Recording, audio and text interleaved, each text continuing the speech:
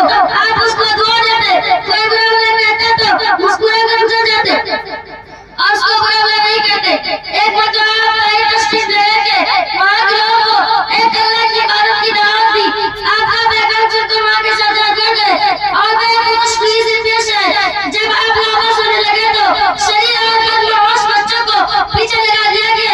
उन्होंने इतना पत्थर आपस में करके आपके जिस्म अंदर से खून जारी हो गए और जो दिन मुबारक खून से तर हुए आपने डाल कर एक बाग में बैठ गए। अल्लाह की रहमत को जोश आया और एक फरिश्ता की खिदमत में हाजिर हुआ।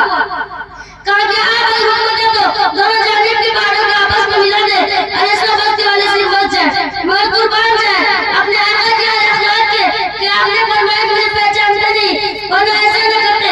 अगर आज ईमान नहीं लाते तो अल्लाह की जात की उम्मीद है कि उनकी नस्ल ईमान लाएगी और ऐसा ही हुआ।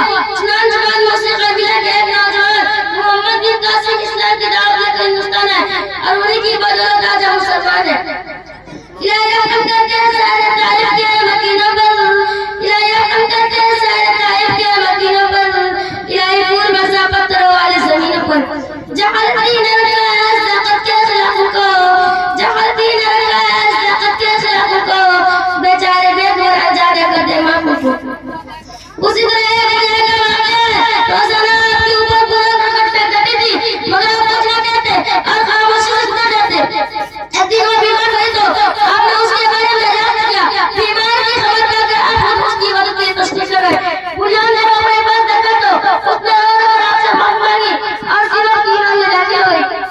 आज दुश्मन इस्लाम ने ये गलत खबर फैला रही है कि इस्लाम तलवार के जोर से फैला मगर हकीकत ये है कि इस्लाम उसने गलत फैलाया है। एक हदीस में सल्लल्लाहु अलैहि वसल्लम ने फरमाया जिसका मफहूम है कि मुखलिस वो नहीं है जिसके पास रुपया पैसा माल दौलत न हो बल्कि मुखलिस वो है जो क़यामत के दिन नए सारे नमाज और रोज़े में